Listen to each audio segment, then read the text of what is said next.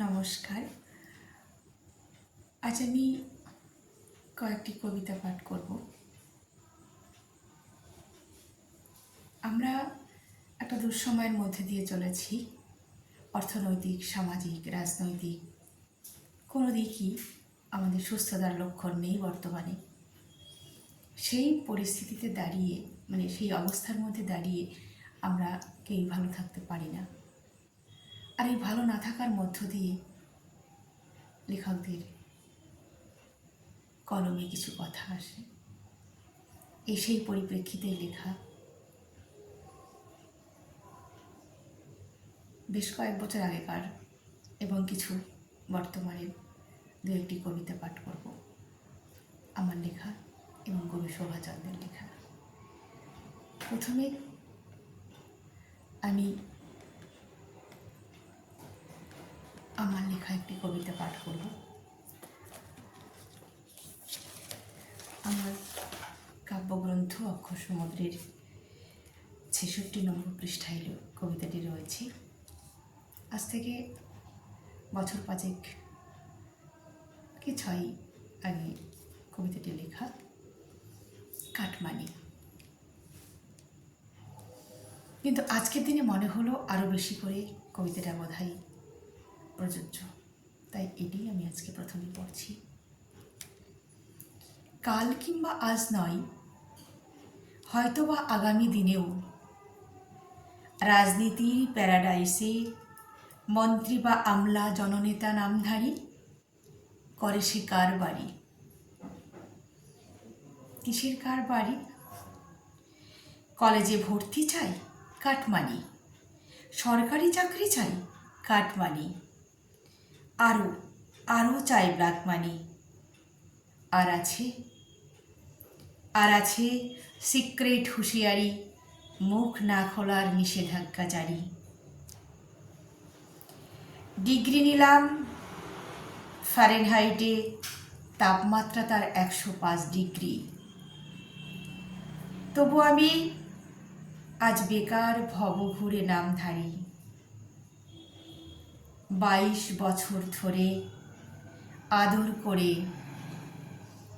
২২টি প্রশংসাপত্র রেখেছি যত্ন করে। আজ শুধুই বিক্রি করি কাগজের দরে। জেনে রাখো ছদ্মবেশী, শিক্ষিত বেকার ভবঘুরে নাম দিয়েছ যারে, জ্ঞানের মশাল হাতে জ্বালাবে সে এসে ছদ্মবেশীর তড়িখানি। নমস্কার। আমার দ্বিতীয় কবিতাটি কবি শোভাচন্দ্রের লেখা, বিসর্জন। আমরা শুধু যে আর্থ রাজনৈতিক বা শিক্ষাগত দিক থেকেই একটা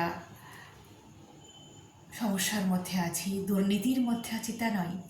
সামাজিক ক্ষেত্রে আমাদের সামাজিক ক্ষেত্রে অবক্ষয় ঘটেছে, যা লেখকদের কলমে উঠে আসে। সেই সামাজিকের একটি অমূল্য সম্পদ, সেই সমাজের একটি অমূল্য সম্পদ আমরা নারীরা।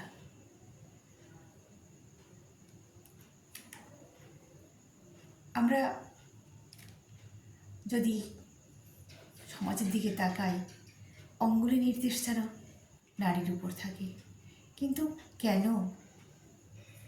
একজন নারী নিজেকে নিংড়ে দেয়, নিজেকে বিসর্জন দেয়, সে খোঁজ কেউ রাখে না। তাই আমার আজকের দিনেও দাঁড়িয়ে মনে হয়েছে কবি শোভাচন্দ্রের বিসর্জন কবিতাটি পাঠ করে শোনাচ্ছি। বধূর ললাটে প্রাত্যহিক অনাহারের গাঢ় চিহ্ন, কোনো সুখ স্বপ্ন আসে না রাতের পাতে। অবলা দুধের শিশু কেবলই অঝরে কাঁদে, সুদখোর বাড়িওয়ালা রোজ দুয়ারে কড়া নাড়ে। সেদিন নীল রাতে অসহায় নারী অজান্তে নিজেকে দেয় বিসর্জন। সেদিন নীল রাতে অসহায় নারী অজান্তে নিজেকে দেয় বিসর্জন। নমস্কার। আমার শেষ কবিতা আমারই লেখা। মনে হয়েছে যে আমরা কোথায় বাস করছি। আমরা সবাই জেনে এসেছি একটা পরিবারের মতো একটা দেশের জন্য কিছু নিয়ম নীতি থাকে, কিন্তু সেই নিয়ম নীতি, সেই দলিলপত্রে, সেই সংবিধানের নিয়ম নীতি অঝরে অনিয়মের ঝরে যাচ্ছে। কোথায় যেন আমাদের একটা খামতি রয়েছে। আমার, আপনার, আমাদের সকলের একটা দায় যেন আমরা এড়িয়ে যাচ্ছি, আর তাই আমরা ক্রমশ দুর্নীতিতে জড়িয়ে যাচ্ছি। সেই পরিপ্রেক্ষিতেই আমার এই কটি লাইন আপনাদের সামনে তুলে ধরলাম।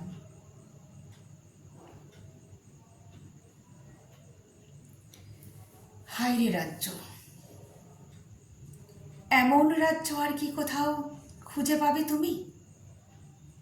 গোখ্র কিংবা কালকে উঠে যেমন ছোবল মারে, ঠিক তেমনি করেই গণতন্ত্র, স্বাধীনতা, সাম্য, সাংবিধানিক শব্দ যত গলা টিপে মারছে দেখো। খুন আছে তো বিচার নেই, খিদে আছে খাদ্য নেই, অসুখ আছে নির্ভেজাল ওষুধ নেই, শিক্ষা আছে চাকরি নেই, চাকরি আছে যার যোগ্যতা নেই তার। আর ওদিকে দেখো 20 বছর ধরে বেগার শ্রমে মাথা কুটছে পার্শ্ব শিক্ষক। উচ্চ আদালতের রায় আছে, মান্যতা নেই, আদালত অবমাননার শাস্তি নেই। বিবেক আছে, বিবেকের জাগরণ নেই।